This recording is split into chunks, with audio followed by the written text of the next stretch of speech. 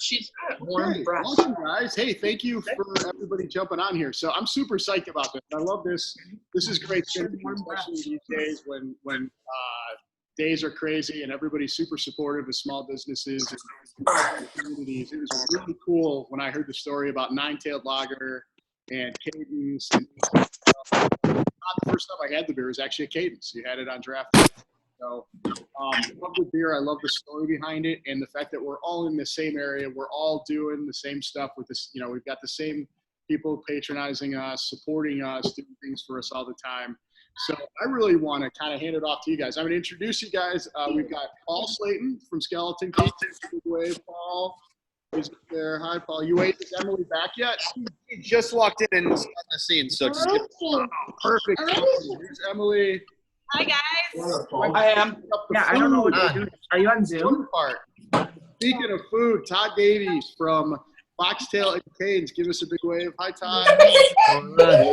So this is a pretty cool one. We're going to do not only food. Mommy. While Emily's unpacking the food, maybe I'll hand it off to Todd. And I want to find out how this whole thing came about. And you can go and answer it while I go ahead and pour my beer. Sure. So Paul and I go back a bit. We actually worked together back at Tap House back when before Cadence, before Tim and I decided to get Cadence going, and before I think Paul and Emily had their ideas of Skeleton Key, but they hadn't figured out all the details yet. So a lot of so just a cool relationship. We started talking about, hey, let's do something together. Let's collaborate. Let's jump into next. Let's jump into next. What can we do together?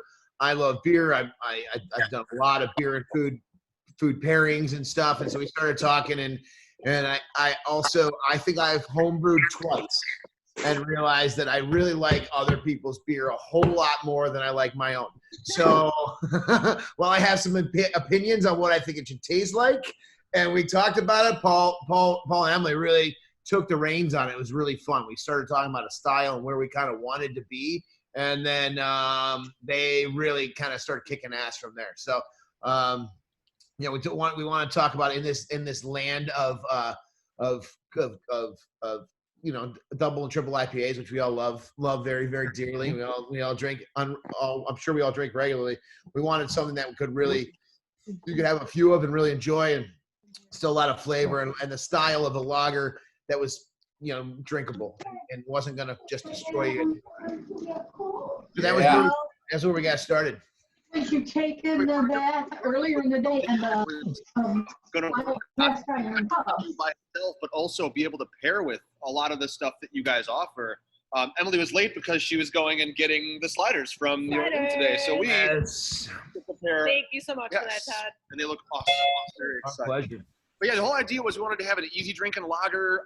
Todd said we've known him for a while now, and we were really, super excited for when the Foxtail when the Cadence opened up, and then even more excited when Foxtail got opened up, because we already had a relationship established. We wanted to work together. So it was September would be the first time that we brewed the beer. And when we had all you guys out, and so we had the Foxtail crew out to brew this beer with us, and it was an awesome, fun day. We had, I think, 9 of you guys came out that day. Yep. Back when we could still have a dozen people in the same place. That was a good time. Days of 2019. But it was a great day, and the beer came out awesome, and we love working with you guys, and getting to keep working on collaborations with you is something we've always wanted to do. And obviously we had to tweak things a little bit to get this current batch out, which is kind of half the reason we're here, but it makes for a really fun story, Yeah, and we're right down the road. We're all on Lamont Road. Yeah. Eric, Orange and Brew is just right off of Lamont right there, and then Foxtail, Cadence is just right off of there, and then you go further down and it's us, and then if you go further down, that's where Pollyanna is, and they really were a huge help in us getting this beer into cans during this whole situation, because we don't have a canning line. And so we do a lot of mobile canning, where they have third parties that will bring in a canning line and can your beer for you. But as you can imagine, that's pretty. Their services are very much in demand right now. Yeah. And so when Brian Pavola over at Pollyanna reached out to us and said, our canning line, it once was a mobile canning line. We can bring our canning line to you guys if that would help you. And we're like, yeah, that would be awesome, except we don't have cans. And they're like, well, we got cans. If you guys don't mind that they'll say Pollyanna around the top, then, and we were like, no, we'll actually, we hadn't designed labels for it. Our label designer, who's our brother-in-law, Matt, we told him, these are going to be light blue cans. And so we sort of designed them with that in mind. So yeah, the ones that you're buying that you get from us at the brewery will be in Pollyanna cans. We had 1 or 2 layers of bright cans, silver cans. And so we sent those over to Foxtail because we figured that might be a little less confusing. On the branding front, we can sort of, control that message and explain it to people from here, but we didn't want it to be like a whole nother layer for you guys to deal with. Although it is Foxtail Blue, which, I mean, that's like, Blue. Think about that. That's true. I think it's an amazing story. I mean, I think it's fucking awesome, the community and like how people tie in, right? I mean, from us and talking and Eric and I mean, the second Eric and I met, we started chatting and like laughing at mutual friends that we've had. And, how it's amazing how we hadn't crossed paths prior, it's cool. Well, in this industry itself, I mean, like Todd and I only too, we have a restaurant background, and when you are in this industry in, let's say, the western suburbs, everybody. I mean, everybody. You don't know who your next boss is going to be. You know what I mean? And so having that relationship that we're able to, work with, come up with new stuff, and keep going is a blast. And I love that I got Todd and Tim. Tim's here too, right? Can I see Tim? Tim, he's in Wisconsin. Tim? but he was on. He's on.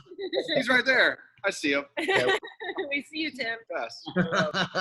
Can't hide behind the name. Hey, so I'm guessing I don't know if a lot of people the food. So Todd, I don't know how that went. I've heard a lot of people buying the food, and I didn't hear a lot of people that were going to eat.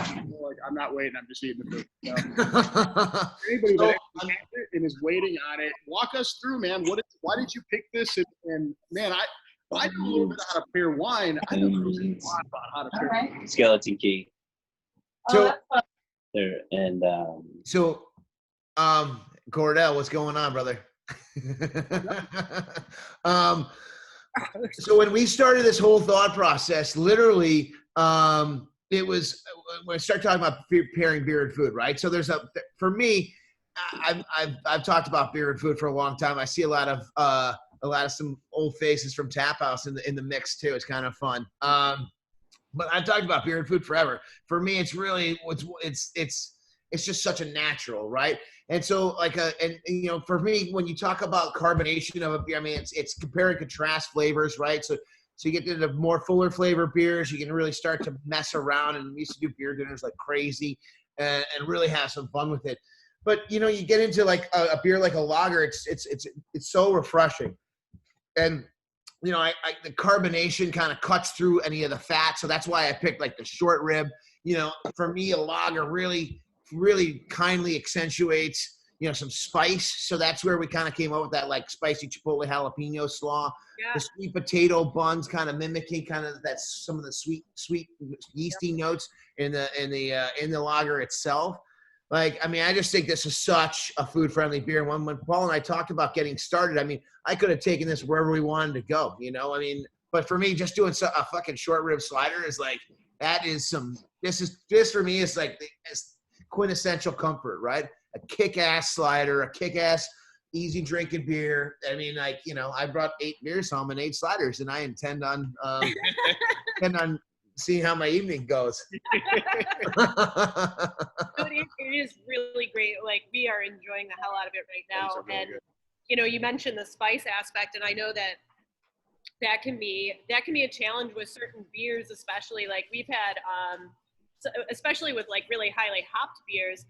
We've had some conflicts with like combining spicy food or pairing spicy food along with like really hoppy beers, and with this, because it is so light on the hops, I mean, it's just Hallertau,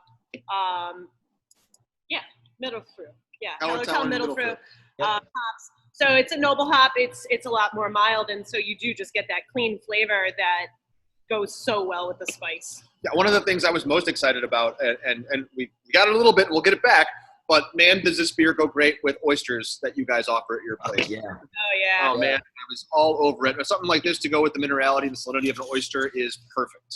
Yeah, and there's like just that kind of like hint of citrus that's in the back of this thing too that you're not seeing when we pair it up with the slider. I mean, lagers and vinegar go really well together too. So you see a lot like a mignonette that goes on an oyster, which is a natural affinity, right? Like obviously a natural accoutrement.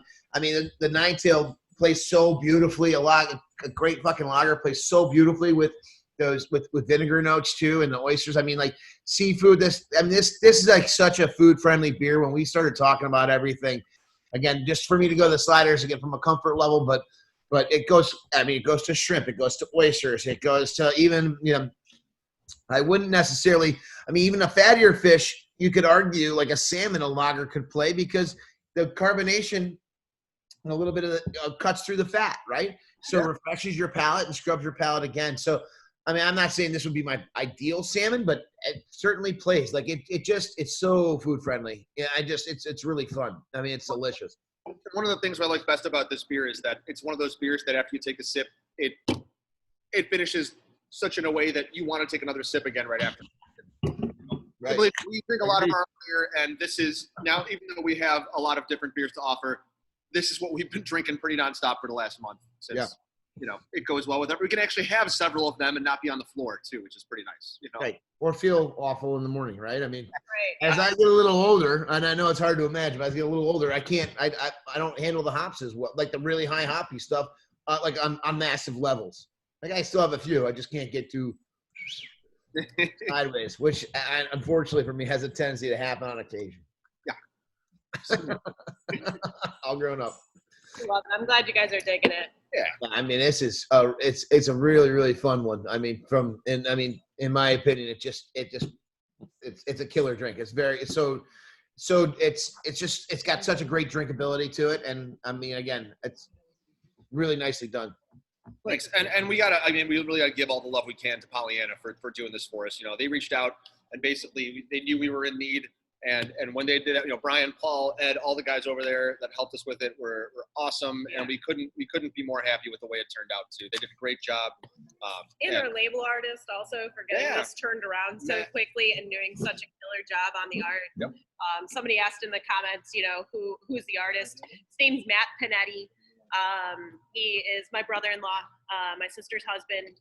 He and I met back when we both worked at Groupon in a former life, and now he's part of my family, and I am so lucky because he does just some of the most amazing artwork. He did this, he did the Professor Murder cans, he does our label art for he did our wall as well. The big door wall.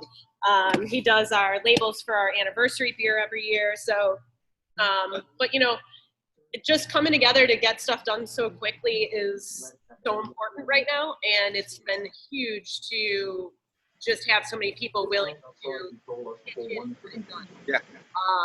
And that was Pollyanna, that was Matt, that was just getting it all together.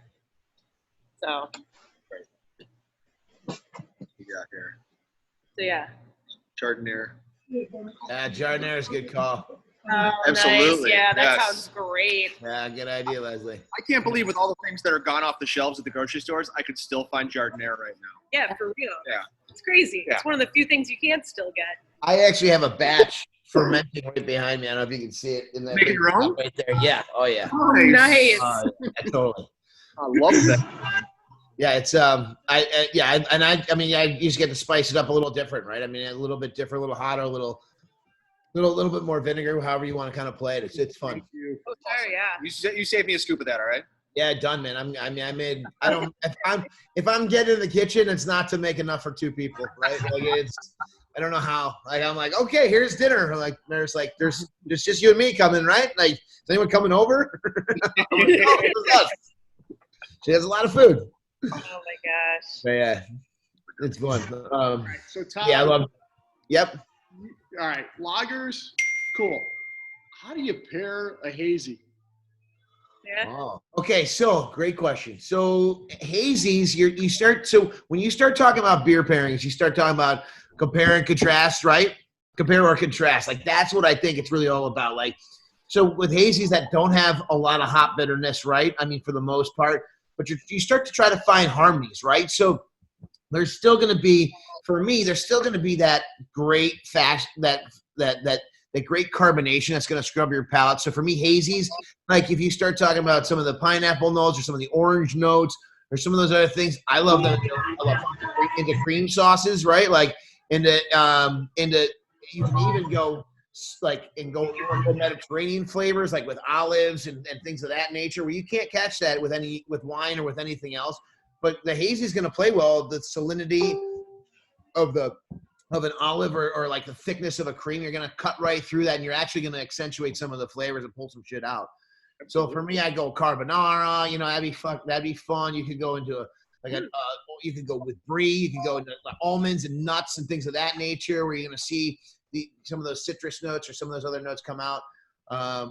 But yeah, using that carbonation cut through some of the fat. I'd go fatty with some of the hazies. Absolutely. Well, and hazies and New England generally aren't super bitter, so they do go with more than a traditional IPA or something that might be a little hoppier, would be a little tougher to blend. But hazies and Mediterranean, that's a great idea. I like that a lot. We've been talking about up until obviously the world shut down. We definitely we're talking about putting a beer dinner together here sometime this year, and that's still in my head. So I'm too dying to do that as soon as we can actually have people back to our establishments. Yeah. Well, I'm even thinking about, and this is spitballing, but I'd love to do a fucking virtual one too, where maybe we can do that either from a heat and eat perspective or from a cooking class or something, but we could, maybe I'll tie in and get some beer from Eric and maybe grab some, either give you a grocery list for you to cook at home or just a chat like this. I mean, just thinking about some fun stuff to try to keep it, keep it going. Yeah. That's a great idea. Yeah, I mean, and why not, right? I mean, like it's just fun to talk about and get people's perspectives, and if it's shopping list or if it's a grab and go, hey, here's your 3 courses or here's your chocolate cake or 5 courses, and you just got to heat them back up, and however we kind of want to work it, I don't know. That's a great idea. Yeah, when we did, when Josh Noel with the Tribune wrote about some of the things that have come about because of the the shutdown and some of the things that people were thinking might still be here after the shutdown. That was one of them, Todd. One of the other people in the article was a chef, and he's like an in-home chef trying to figure out how do we make something work. And that was his solution is, hey, we're going to do virtual things. I'm going to drop the food off. You're going to get the directions. You're going to do your pairings, and we're going to do this. We're going to zoom it in, and we're going to have fun with it. So I think there's a lot of opportunity. I didn't even know what Zoom was until all this stuff happened, and now all of a sudden, every week we're doing one of these because nobody else has anything else to do. So hey, let's have some fun with it. Drink, being a social. This is a great opportunity to do it. Yeah, I mean it's picking up the ball where Skype dropped it, right? I mean, like, yeah, I'm like Skype. Like, what happened to Skype? I don't know. It's gone now. Yeah, it's kind of.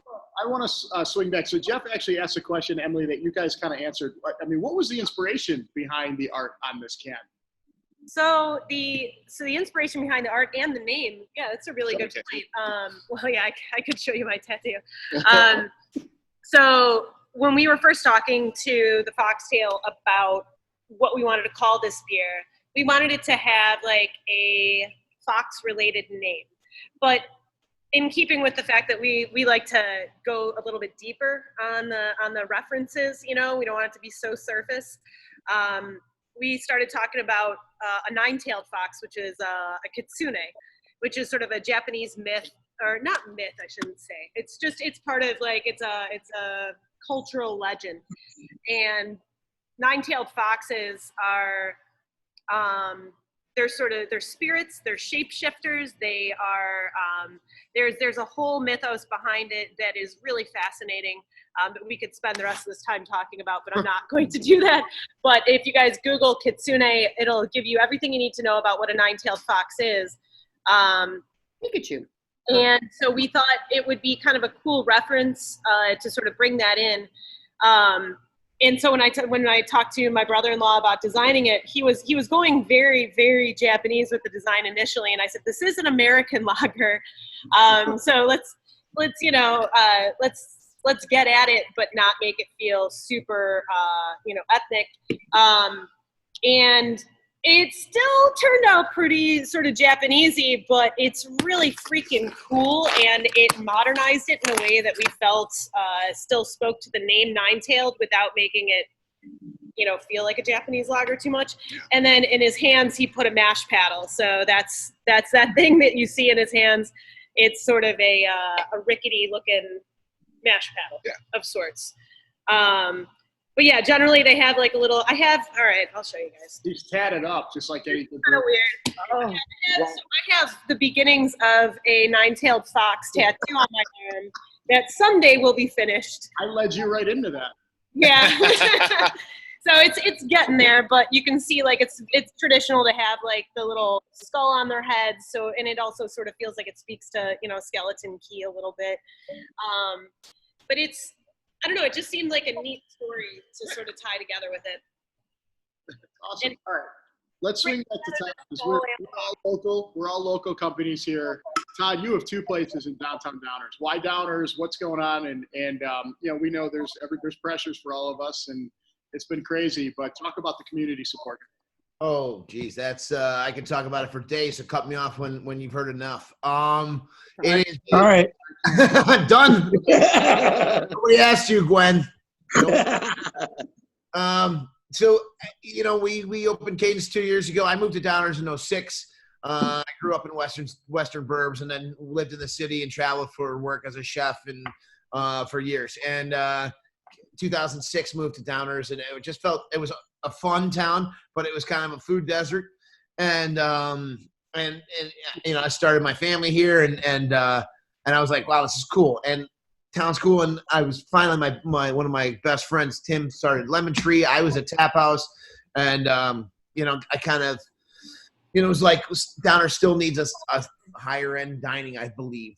And so finally we kind of came back with Cadence 2 years ago in another week. But coming up on 2-year anniversary. But we started Cadence, and I was like, hey, listen, if we're going to do this, we're doing it the right way. We're going to quality beers, quality drinks, quality environment, quality food. Like, we're not fucking around. Like, this has to be, we're going to play to the highest level we know how to. We're not going to dumb it down for suburbia. We're not going to, which I felt everyone had.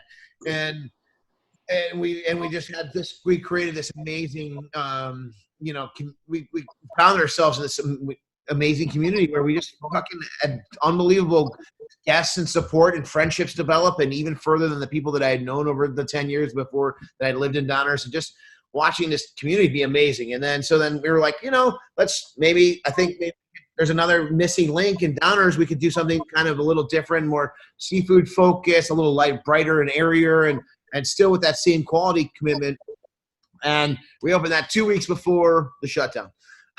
So that's the Foxtail. And so we collapsed them both, and we shut down Sunday night, and Monday and Tuesday we reconcepted and reinvented our whole thing and combined both menus and pushed it into Foxtail.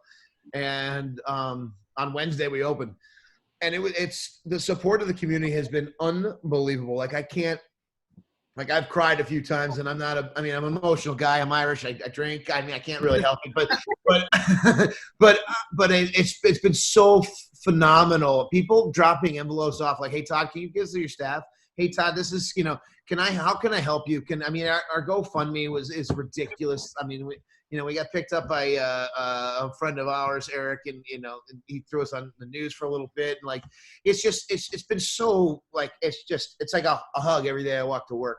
And I feel like we're all pulling for each other, and gotten to be better friends with other business owners in town. It's closer and doing collaborations with Sam and Danny, and trying to do things with Fair Game and Adorn, and it's just been amazing to watch this community just continue to get closer together and support its own, and to really, this sucks for everybody, and we're all doing it together. And it's just been, it's amazing. It's beyond words. I don't know how to even explain it. I can give you one quick add to that real quick, is that me doing curbside support, I've seen all these friendly faces, and it's just been overwhelming of the amount of support and tips, and people have been very generous, and it's just been awesome to see everyone helping us out. It's just been amazing. I have to say that for sure. gotten a lot of support on our end too. And it's funny, Todd, because like my Downers Grove story is similar to yours in the sense I grew up in the western suburbs as well. But I moved to downtown Downers right about the same time. I mean, I remember moving in to the apartments right above Maximum Printing, and then having this awesome little grocery store called Lemon Tree opening up across the street from me. And I swear to God, I was there every day of my life when that place was open. Tim probably got sick of seeing me there back in the day. And I met Tim through that, and I just absolutely adored the place. I fell in love with the town. I worked, doing graphic design and vinyl at the same time for all the places in the town. Pretty joked about how I was going to be the mayor of Downers Grove one day because how I loved it so much and I knew everybody. But it really just, I felt at home there. When me and Emily started dating, we eventually moved in together. We moved into an apartment in Downers, then we bought a house in Downers, and it's just been our home ever since then. And the town is pretty amazing. Everybody really pitches in, and the community works together to get through problems like this. And we're going to get through this. We are. Yeah, for sure. What you guys have been doing, Paul and Emily, I mean, you guys have been doing some real creative ways to move some beer and some other stuff. So what can people get when they go to your curbside pickup? Every day except for Sundays and Mondays, because we realized that we needed to take a couple days off. One day to just be ourselves and one day to plan. Because every other day we're doing curbside pickup of, all the beers that we have. The thing is that because we have, our model is largely taproom based and we don't have a crowler machine, we don't have a canning line. So growlers have always been our to-go, vessel of choice, for better or worse. So when this all came down, we were like, well, shit, we got to make growlers sexy. I mean, people have been, the crowlers have sort of like taken over and rightfully so, they're a superior vessel. But we were like, how can we make people excited to get growlers? But on top of that, an even bigger part of it was that we realized that people are really frustrated to be stuck at home. And initially we weren't sure if we were going to do curbside at all. Because we were nervous about encouraging people to leave their houses, and we weren't really sure, everything was so, it still is. Everything's changing all the time, right? And so we thought, why don't we put together boxes that have an experiential component? So we can have our beer, obviously that's going to be the centerpiece of anything that we're doing.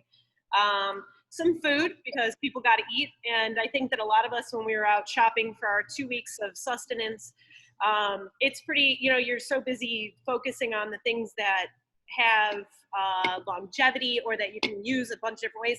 People might have forgotten to treat themselves. So we thought, let's include something that's sort of like a little treat, and then let's give people something to do.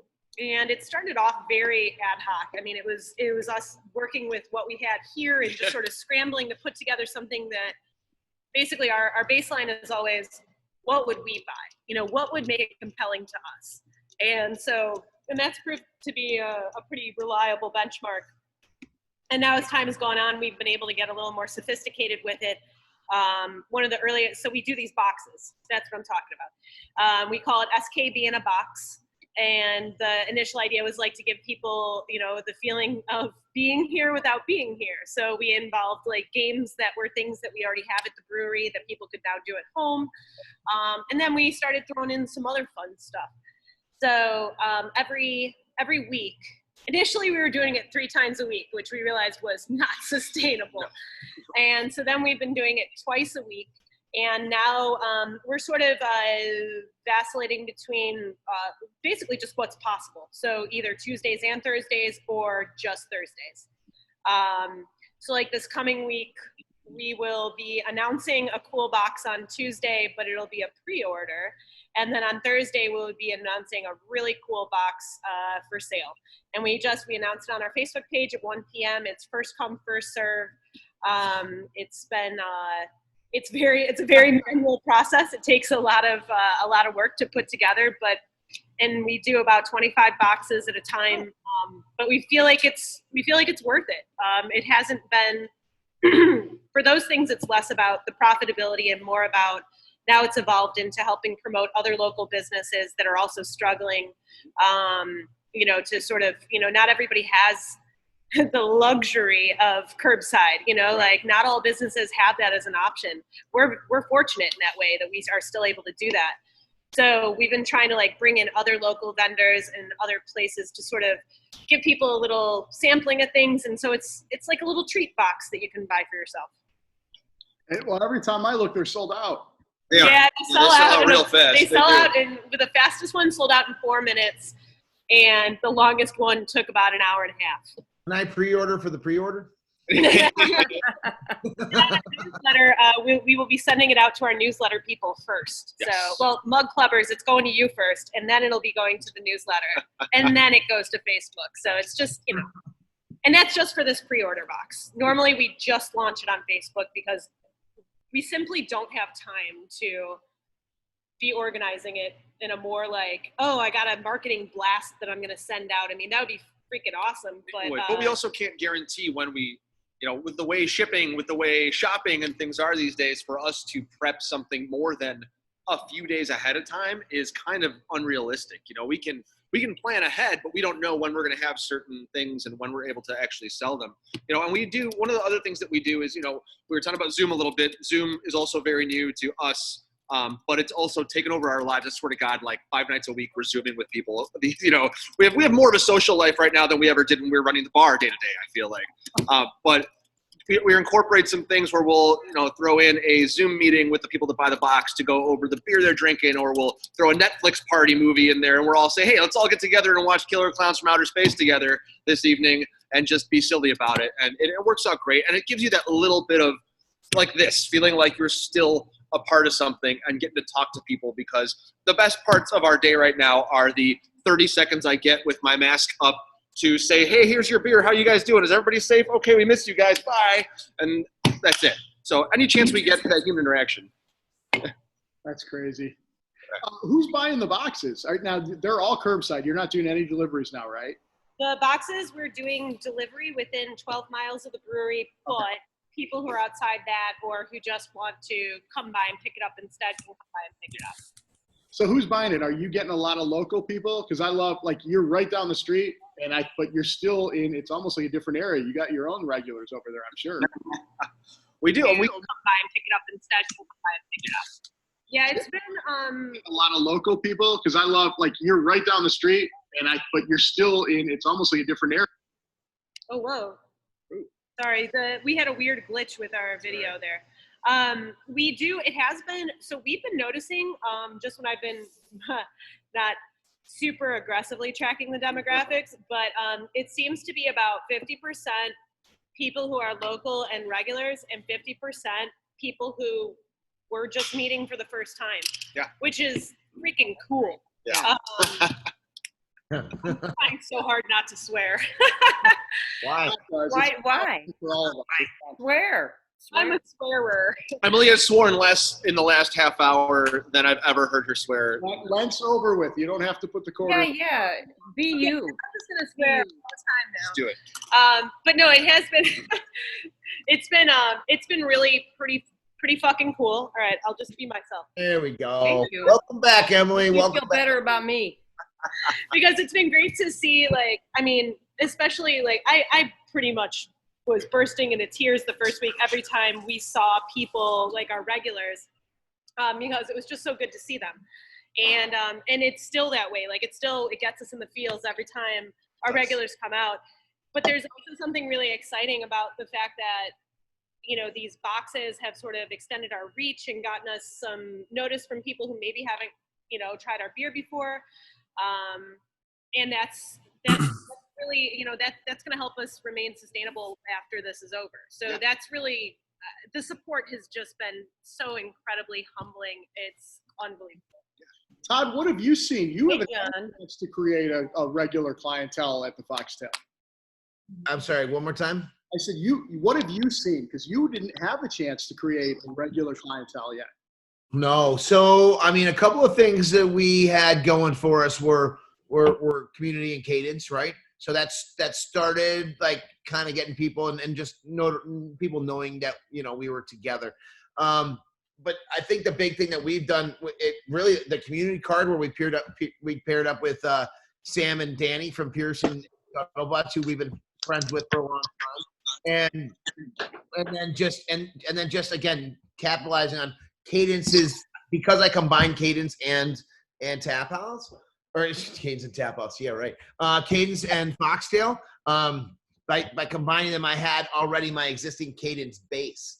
So then I could kind of we pushed it all out of Foxtail. So then that's kind of how we started to build it and actually gained some notoriety for Foxtail just because people knew Cadence, right? So then they're like, well, I thought I called Cadence. I'm like, well, you're actually talking to me at Foxtail right now. So pick it up on Main Street, not on Moschel, And so, and I think that's kind of how we combined it all, right? It was with Cadence. Where'd you guys get the idea for the community card? It was literally the three of us. Danny and Sam went to high school together, and I've known Danny forever, and Sam for a long time as well. Sam even before Sam had Fuller House, we've known each other. So we just started talking. I mean, like everyone's like, "Oh, you're competition." We don't view ourselves as that. We view ourselves as like compatriots in the game. And so we started talking like, "Hey, what would be cool? Let's showcase that we're all together, right? That this is like we are together. We are Downers Grove restaurants. This is what we're doing. We're friends. We want to really provide the community something cool." And literally, that we all came. We talked about it on the phone. We met at Cadence, or we met at Foxtail the next day, and we had a card printed on Thursday, and we were selling them on Saturday. Like everything's happening, to Paul and Emily's. Everything's happening so fast.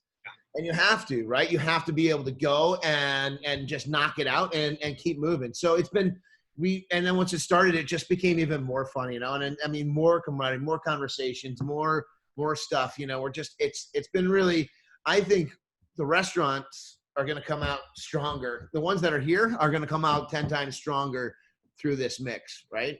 Because of what's been going on. Well, I think too, and this is my editorial, like from what I see just in this community is, like, again, the community is super supportive of us, but we, you guys are doing so much stuff. Like Scuttlebutts is donating food everywhere. Pierce is doing things for the community. Like we're giving gift cards to all of those takeout groups and everything. We're all doing that stuff. Like we're all in this together. So it's not just the community going, hey, we got to support these guys. Like I'm the same way. I'm like, my God, I sit on, last week I turned this cast off and I just sat here for a little bit. And I was like, man, like it was a crazy week. Like, people here, and Emily, to your point, we see so many new people who are coming in because they've never been here, but they just want to support local business. They're like, we're Downers, we just want to come here and we want to support. And God, like I have so many people that come here like, hey, can you recommend an IPA? Like it's just like just open-ended, but they're like, yeah, we don't really drink a lot of beer, but we want to learn, and you can tell that the hearts on these people are just amazing. So I'm glad to hear that, Todd. Yeah. Well, I know I see some familiar faces. Some of you, I'm sure, have been to Cadence. What's the difference, I mean, in your eyes, between Cadence and Foxtail? What were you trying to achieve at Foxtail that you didn't have at Cadence? So I felt that Cadence was like this beautiful kind of really fun, because Tim and I, working together, kind of created what we thought was really, really cool and neat. And we're very different stylistically, but we have the same passion. So I'm more iron and wood, and he was more like leather and a little bit of, marble. And so Cadence turned out to be this, my opinion, this beautiful hodgepodge, but it's pretty masculine feeling, and it's dinner only. It's a little bit darker because of all the, there's 7 different barns in there from all over the Midwest. And I mean, just the orange and the color schemes, and it's just a little bit more masculine, right? And while we have a lot of, it's all scratch, obviously, but the food just kind of resonates to me. Just a little more comfort, a little bit more French inspired with American twist. So it's just, but the room itself is bold and strong. And we wanted to create another restaurant in Foxtail that was lighter and brighter and airier and like just kind of a little bit more, not dark to light, but just a different play where it felt different, distinctly different, and then serve a different style of cuisine. So we hired a chef who's different from Tim and I, and and so she has her influences, and yes, Tim, we did just publicly come out again. But just so we really wanted to make it like just really bright and airy, and the food be bright and a little healthier and a little bit more, just more salads. And we opened for lunch at Foxtail, or we're dinner only at Cadence. We wanted to make enough points of differentiation that it was just really fun, and unique. and different, so that you could feel good eating at Cadence and Foxtail and not feel like you had almost the same thing, right? Not like we want it to be both completely different experiences. This is the most active our chat has been, by the way. I love the fact that Emily's answering questions right here. You've met Sam, our resident homebrewer, who is very, very talented. He brings some stuff in here all the time. It's absolutely amazing. I just let Sam know privately because I've been fucking flubbing these questions. I was ready with like grain bill and hops and shit, but then he asked me like fermentation, like fuck, I don't remember. But there's a guy. The stupid looking mustache. Yeah, the stupid looking mustache down there. That's our head brewer. He's on a separate screen. Yeah, he's now massaging his mustache.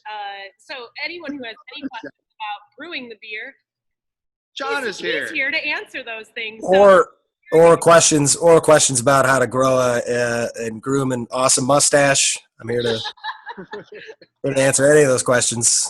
He's also my little brother, so if I Younger brother. I have a shit ton of mustache envy right now. This is a good segue. Don't feel bad. You can grow a beard to save his life, but you can grow a mustache. That's true. That is true. This is all I got. It doesn't come in over here. So this is all I got. This is a good segue. I love asking breweries and brewers and owners how they got into this, right? So, I mean, we know a little bit, Paul, about your restaurant background, but, I mean, how did you all collaborate and say, all right, this is what we're doing. Here we go. And this is your job, and this is your job, and this is your job.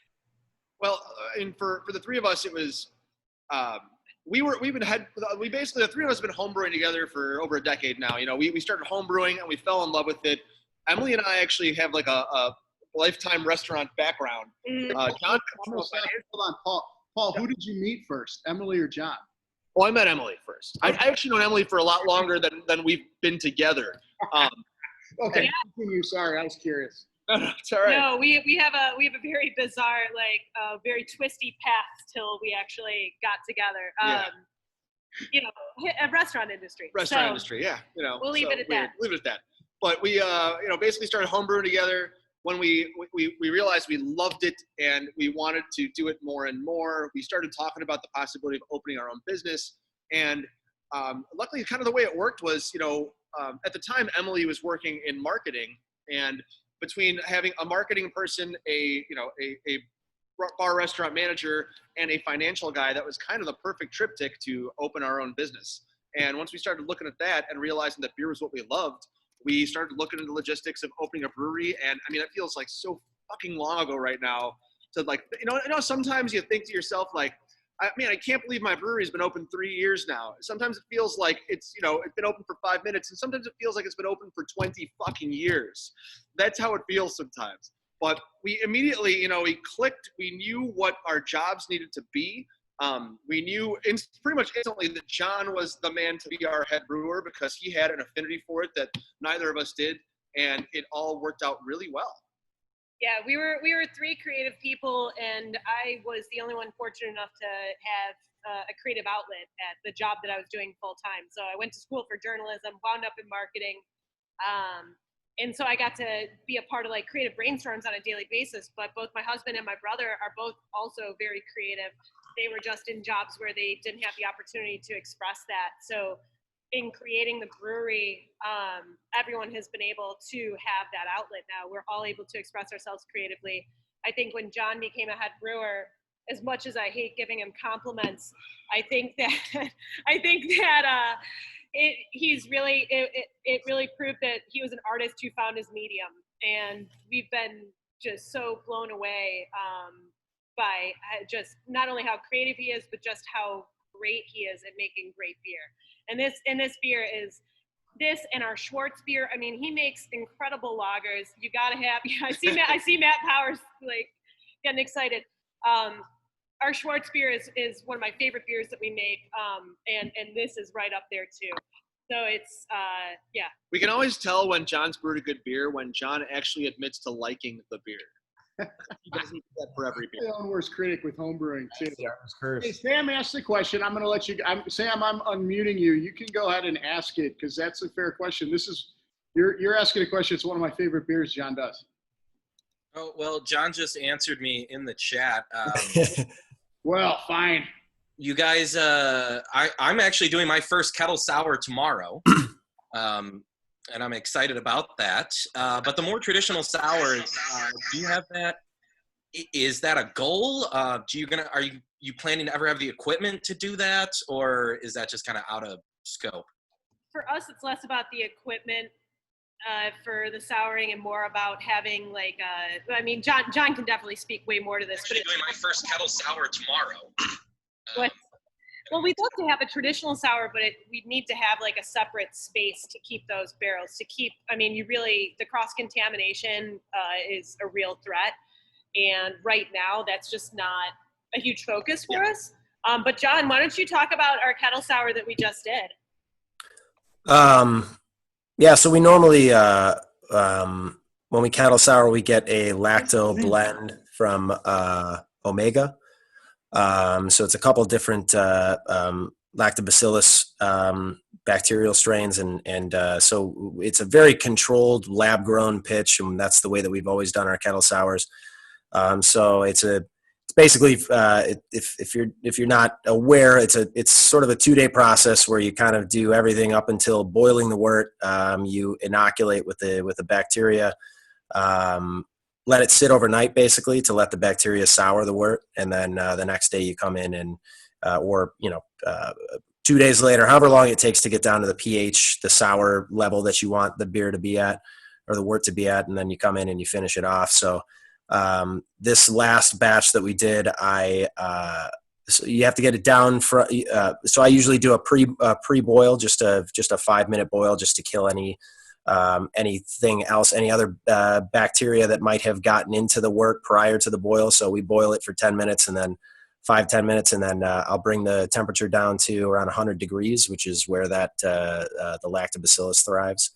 And so I did that and left and forgot to close the bottom steam valve on our kettle. So Emily texted me the next day and said, "Hey, the kettle's at 200 degrees. Is that right?" And I said, "No, that is not right." So essentially killed all of the bacteria that we spent a lot of money on from Omega, because they do a really good job with these pitches, and they're very clean, but it's you pay a price for it, and we paid that. I killed all of it. And so instead of just deciding that it was done for, I went and bought a bunch of Greek yogurt and just dumped it in there. Let that sit for the next day. So Greek yogurt has a lot of similar lactobacillus, as well as a few other things that can be in a less controlled environment, kind of left to create some pretty nasty flavors. But we have a fair amount of control in terms of not letting too much oxygen ingress to the wort, keeping the temperature constant. So we basically just kind of took it as an experiment, where if this doesn't work, we're going to throw this batch out anyways, and it ended up working. So we'll hopefully have that ready by next week. But yeah, I mean, Sam, I don't know if you're going with like a lab grown pitch, but I highly recommend yogurt. It works like a charm. What'd you use? It was Siggy's unflavored Greek yogurt. And Sam's saying Good Belly. Yeah, a lot of people. Yeah, Good Belly. Good Belly is another one that I wasn't able to grab in a pinch like that night, but I was able to find a bunch of Siggy's yogurt. Nancy's is another one. Nancy's yogurt is another one that I hear a lot of people using with success. But yeah, it's kind of with those other things involved, with those other cultures involved, it kind of I feel like personally lends itself to a little bit more complexity in the sourness. Sometimes kettle sour beers can be kind of one note, and this one ended up being, I think, a little bit more complex than our previous batches. So. I like to think that when you left the Whole Foods with all of that yogurt, that were in there at the time and saw you leaving with it, immediately went and grabbed all the yogurt because they thought that was the next thing that wasn't going to be available. Yeah, no, that's kind of how I thought. I mean, I've yet to, during this whole pandemic, I've yet to like go and clean a shelf out of anything at the store. And so when I was walking out, and I didn't even grab I didn't grab a shopping cart or a basket or anything. I just put them all in my arms and walked out. And that's what I thought, was that I was going to see people like, what does he know that we don't know? You didn't have a whole bunch of toilet paper, so everybody. Yeah. Crazy. Hey, Just the yogurt. I'm gonna let so Matt Powers question. Go ahead. Yeah. So yeah, Matt, do you want to go ahead and I unmuted him. You good? You ask it. I'm good. Good. do the talking, Matt? Oh, sure. I'm okay. I'll talk all night. I was just curious. You guys are, incredibly creative, and I know what drives you a lot is wanting to do more than you can even do logistically. There's always that balance between what you can sell and what you can do. But I really wonder if you guys would explore a cool ship program, maybe not next year, but 5 years down the line, assuming we could ever get back to some sort of normal. Explain what a cool ship is for us two guys. So a cool I'll let ship John is, do that. yeah, I mean it's a very shallow but large vessel that you pour warm wort into. So wort is, before beer becomes beer, it's wort. And so you pour it into there, and the temperature that it's at is very conducive to growth, like the sort of lactobacillus and the sort of growth that you want. But it attracts wild microbes. They only use them for a certain part of the year, like basically just in the early spring, right? Because after that, then there's a lot more flora out there that you might not want in your beer. But you might have heard of a cool ship in conjunction with like traditional like Belgian lambics. That would be the most common way that you might have heard of them. Wild doesn't necessarily mean sour. But it adds like a lot of character and generally some tartness, some funk to it. So that's what Matt's asking, and I think that question, I mean, John can speak to this too, and Paul as well.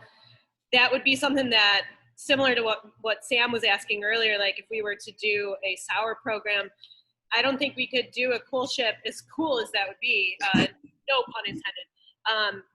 It would just be reliant on us having a way to separate the bugged beers from the clean beers. And right now our facility is just wide open. So our current operating situation isn't conducive to it, but it would be really fucking cool. Like, I was really jealous when Workforce got one. Well, maybe people don't know exactly why you want to keep those things separate. You want to explain that? Oh, well, because yeah, that's a good question. So yeah, in terms of why we want to keep them separate is that some of those bugs are really tenacious. Lactobacillus, like John was talking about, we boil the wort after we dose it with the lacto because boiling will kill it. Hops will kill it.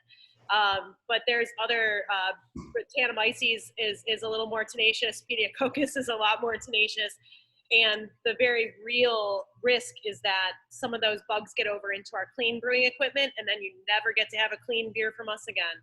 So, all beers are sour. Yeah, so if we like making lagers, we got to make sure that we keep that shit completely separate from the bugs. All right, we talked a lot of technical beer stuff. Todd, I want to get back to you. What's next for you guys down there once we can get our things open, and what are we going to see at Foxtail? So we've been having a lot of fun with it. We started, with the ramen night. We created a burger pop-up, burger beer and games. We partnered up with Fair Game, and so we're doing we're selling the Nine Tail. We're selling a little bit of Hot Butcher and doing a couple just fun burgers and just keeping it fresh and fun for now.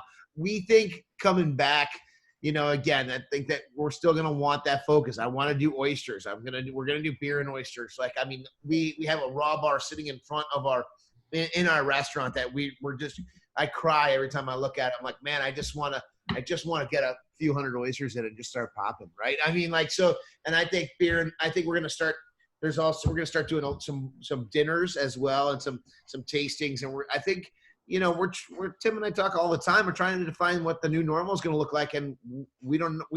We just know we're going to keep having fun and keep doing different stuff, right? I mean, that is who we are. That's where we're going to keep going. And then Foxtail is going to be we're going to get through this thing, and then we're going to start doing new, unique, fun stuff. I love the fact that you guys decided to, work out of Foxtail, but also, Cadence and Foxtail working together, having all that coming out of one place is great. I think that it's awesome. People, when we did, for instance, one of the boxes that we did with Todd, we had them make us a bunch of their awesome giant chocolate chip cookies. And we got a bunch of so stuff good. from Cadence and Foxtail to promote them as well in the box. And it was great. But it's really nice being able to have those two, restaurants, even that they're owned by the same guys, but they're working together to create the same quality stuff that you guys are putting out. And that's fantastic. Yeah. Oh, thank you. Yeah, I mean, it's why we're here, right? It's what this is about. It's about trying to make a cool place, trying to do some cool food, trying to drink some cool beers, like have some fun, make some great relationships. Like this is it, man. This is what we've got going on, and let's have some fun with it and really enjoy ourselves along. You got some TP, my man. You gotta enjoy the ride, right? This is what it is, right? As we speak, I don't fucking know what June looks like or July looks like, and I can sit and bury my head in the sand and cry, or I can sit there and go, come on, let's go. What else we got? What else? How much? Tim laughs at me and my managers laugh at me. I'm like, okay, we're gonna do this. We're gonna do this. We're gonna do this. And they're like, whoa, time out, slow down. I'm like, well, let's at least try it. If I'm wrong, tell me. But at least let's keep fucking pushing it. So do you, so to your question, Matt, again, there are things that we're doing now. Yeah, I didn't think I was going to do a burger night ever again after Tap House. So let's start there. Like I thought for sure I'm never, ever, ever going to do it. But we're having, again, the way we did it, we paired it with beers and burgers and another community fair game. It's been really fucking cool. And people have supported the shit out of it. And it's neat, right? It's fun. And then we're going to keep doing that. I don't know if I'm going to take that to Cadence. I don't know what's going to happen. If I take it back to Cadence, if it stays at Foxtail, I don't know. And then I think Tim and I just had this other conversation. There is a silver lining to your question. This could be a curse or a blessing right now, and we're looking at it as a blessing. So how do I get my staff better trained? How do I get them up to another level on knowledge of beer or wine or food or bourbons, or how do I continue to create something that's going to be bold and different, right? And not your everyday thing. And so I'm working like my butt off trying to figure out how we're going to elevate and provide whole nother fucking level of service when we can get back open, because that's what's going to separate us, right? And how do we create an environment where people are loving it? And how am I going to, get my DJ to spin on my fucking Halloween party when no one's, or my anniversary party when no one's here, right? And no one can come in. Like we're trying to constantly just push and create things that are fun and engaging for our community, right? And how do we continue to support each other and keep doing cool stuff? I promise you guys an hour. Are you guys okay going a little longer? This has been good conversation. Yeah, I still have We're some at beer. the brewery. Yeah. We have a shit ton of beer here, Yeah. so it's up to We're you good. guys. Like we can. This is like every night for us now. All right. For those who don't know, when you order food to go from Foxtail, you get a roll of paper towel or toilet paper. So honestly, it might be worth everything right there for some people. So where's Michael at? Michael, I got to find you because that's a fair question. There's a lot of things going on, a lot of changes since the shutdown. And it's curious to see what'll be here, what's not. Go ahead and ask your question, Michael Hack. Hey guys. We were just wondering the rules that were all changed when all this happened that allowed delivery from a brewery standpoint. What the ICGB had something to do with that, I'm sure. But are those rules going to stick around, or is there pressure going to come back to take them off? So speaking from a guild standpoint, She says that like 8 times a day. I do not. You're a jerk. From a guild standpoint, I think that some of these things, will be here to stay. I mean, at least for I could see a lot of them just turning permanent, because even once we're allowed to reopen our doors, most likely we're going to have restrictions on capacity. And so they're going to have to allow us to continue to do curbside and delivery. Right now, what we're sort of battling with is trying to get shipping allowed. That's currently not allowed. We cannot ship beer as an Illinois brewery. And so we're trying we're trying to get some latitude on that. But it's really, it's a struggle because we do operate within the 3-tier system, and to be honest, we do have a lot of liberties that are allowed us, and we're really fortunate that we're allowed to do, you know, I mean, the curbside thing wasn't such a stretch. Delivery was a little bit more of a stretch. Third-party delivery was another level of that, and now we're trying to get into shipping, and so you have to understand that other tiers are not super excited about that, because anytime we gain more abilities, it takes it away from others. Yeah. So yeah. So hopefully, I think a lot of this stuff will stick around. On the restaurant side, I think delivery is going to stay on a whole nother level, right? And I think hopefully you see restaurants figuring out another way to get food to you besides the Grubhub, Uber Eats model, which is not sustainable for restaurants. So, but I do think that carryout is a whole nother avenue that's not being explored right now, or certainly wasn't explored by me at Cadence or Foxtail. I'm like, I mean, yeah, of course there's going to be to go. I'm not going to say no, but it's not going to be something I focus on either. And I think that's changing for us. I think we see that as something we need to continue to do, like all the time, moving and push it hard, because I think you're going to see some less people in restaurants. I think you're going to see some fear. I think you need to get in front of it and be like, okay, how do I get? I miss you, and I'd love to see. I'd love for you to have one quick beer and get out, because that's where your comfort level is. But still get out of here and have some great food at home. And I think it's a whole nother industry. I think the delivery model is broken and needs to flip on that as well. Todd, you brought that up. What should people do? How should people order food to go? What's the first thing they should do? Call the restaurant. Just call the restaurant and ask them if they're. I mean, I know now we are delivering. So we started today. So we just figured out how to get it done. And it's. I could have ordered my sliders. You could have ordered your sliders. And you wouldn't have had to walk a whole block and a half. You're right. I can't leave. So yeah, we just started. I mean, delivery. Call the restaurant. I mean, again, Uber Eats and Grubhub, and they take double, triple what the restaurant makes on the item. So it's kind of gross. It's a tech company and they're not a restaurant company, and respectfully, their model is respectful, is works for them, but it doesn't work for an independent operator at all, or the restaurant owner, period. So it keeps cooks busy. It doesn't make the restaurateur any money. So call them, email them. I mean, see what you can do, and then figure it out. So call and pick up. If they have delivery, great. If they don't, and they're saying go to Grubhub, then go to Grubhub. I mean, that's an individual operator. For me, please, I'm not on it. So you're not going to, if you find me on there, it's because they pirated my menu onto there, which has happened as well. So, I mean, they're crazy. That's a whole new subject. Hey, I got to give a shout out. So I have the silver can. Mitch Raines, thank you. Big shout out to Mitch Raines on it. There he is. He brought a 4-pack yesterday because he didn't realize we actually had the beer here too. Mitch, you guys to go buy the Skeleton Key, go buy your sliders, go buy your beer. And so Mitch was like, hey, you need the beer too. So I got the silver cans. Mitch, you rock.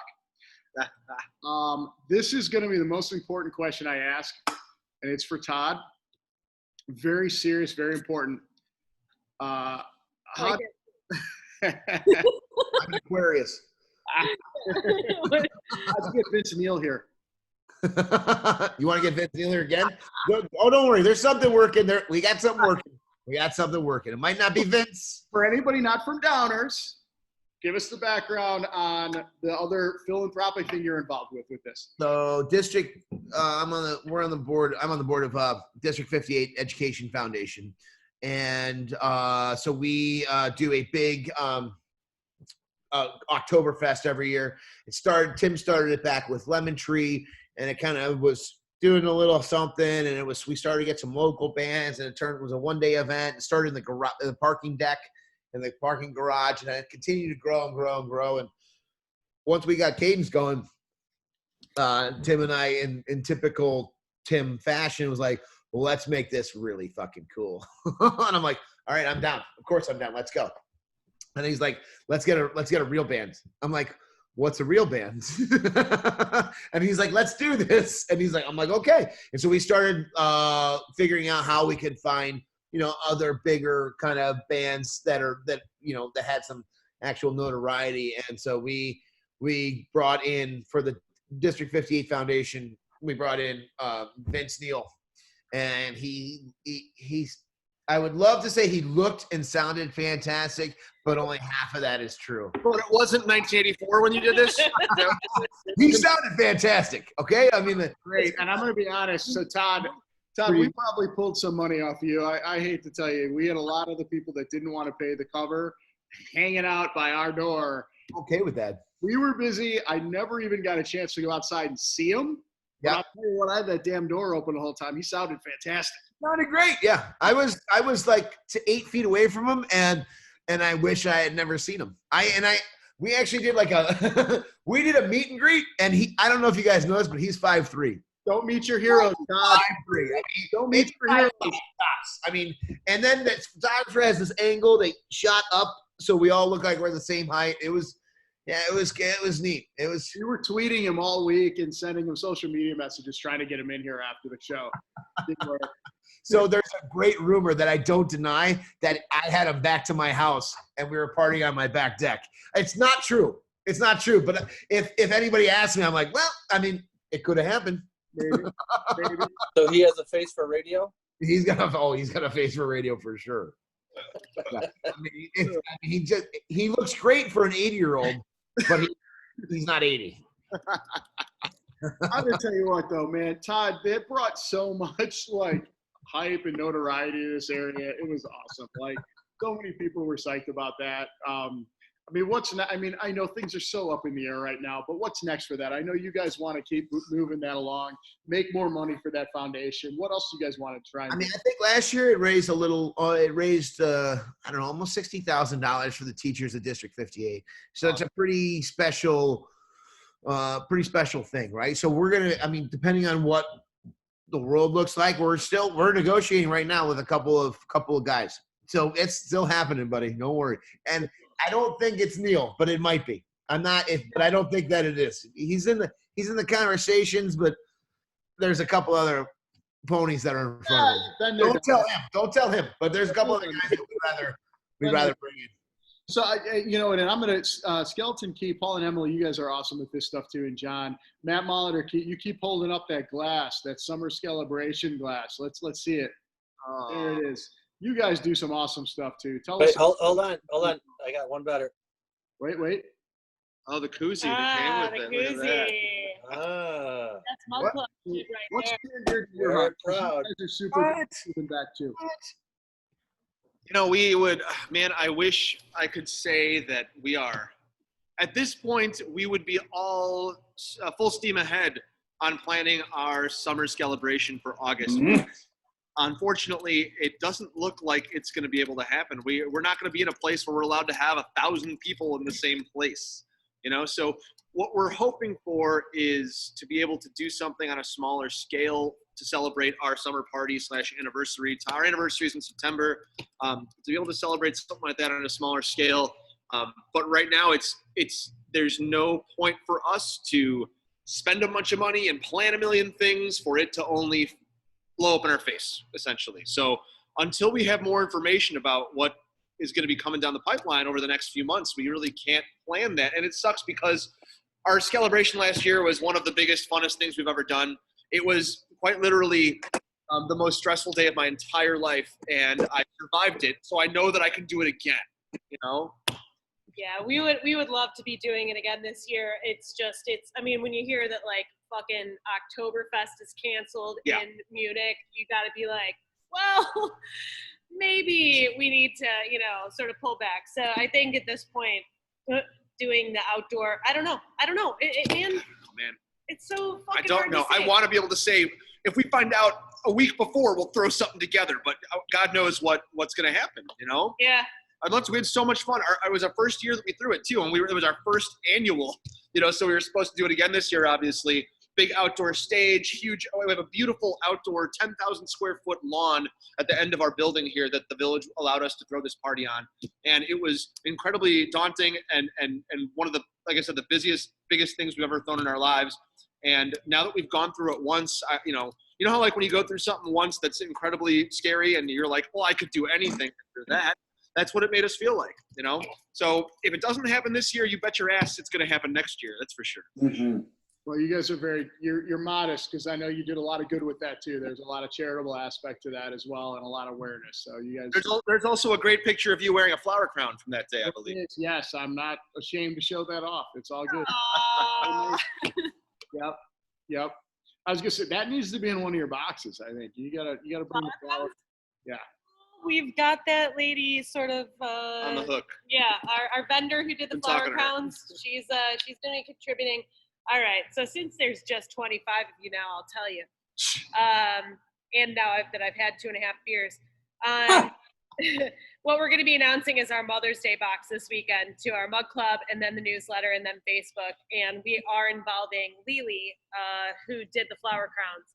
So she's going to be contributing to that. She's awesome. Lily's Garden does really cool shit, and right now they're doing a lot of kits, and so felt like it came together. A lot of what? What are they doing?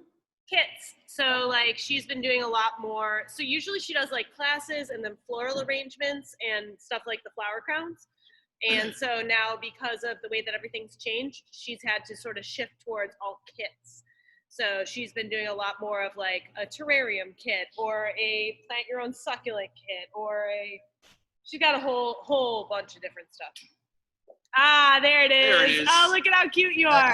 Yes. Oh my God, I love it. Yeah. Oh my God, I love that. Nice, Eric. Take care of that. Awesome. Good. Awesome. All right. What else you guys need to tell us? We'll let you guys jump off. What else do we need to know about what next steps are for you guys? And I know none of us know, right? But what are you planning? What do you want to say? So first thing everybody should know is that they wake up every day and they put the same shirts on. They match their shirts every morning. That's not true. Need my Skeleton Key shirts? Look at these fucking dorks. What you got under that? Please unzip that hoodie and show me it's the same fucking shirt because I would love to see that right now. All right. Oh well, that's true. Yeah, that's ironic. All right. We know we got a kettle sour coming. What else can we order in the next boxes that are coming up? Next couple. Okay. Go ahead. Give him a taste. All right, I'll tell you. Give him a taste. So we're going to be. I was just telling the dude who was asking how I let you guys on the Zoom pre-order about probably roughly a quarter of the people on here are Mug Club members, so they will get first dibs. But then we will be sending it out to the rest of the newsletter. We're going to be doing a Mother's Day box that is going to include a terrarium kit with a succulent from Lily's Garden. It will include hand-decorated chocolate-dipped Oreos from Louisa's and Millie's Chocolates in Downers Grove. And then it's also going to include a Chaga Noni face mask from this producer in Brookfield. So sort of like a pampering, and beer, obviously. Just assume I say beer at the beginning of that. We're going to do a special variant of one of our most beloved beers, but I'll let that be the secret that you don't know yet. So it'll be those things. And then next week, or this coming week, so we're going to announce that on Tuesday on Facebook. If you sign up for our newsletter, you'll get that sooner. On Thursday, we're going to be announcing a box that is actually a collaboration with Ike and Oak, the other brewery in Woodridge, where we're going to be combining forces to offer our beer, their house-made jerky, which is fucking amazing, some peach cobbler from Uncle Bub's, which is a fantastic barbecue restaurant in downtown Downers. Westmont, sorry. Still shit. And a couple of badminton rackets and some birdies so that you have some outdoor fun.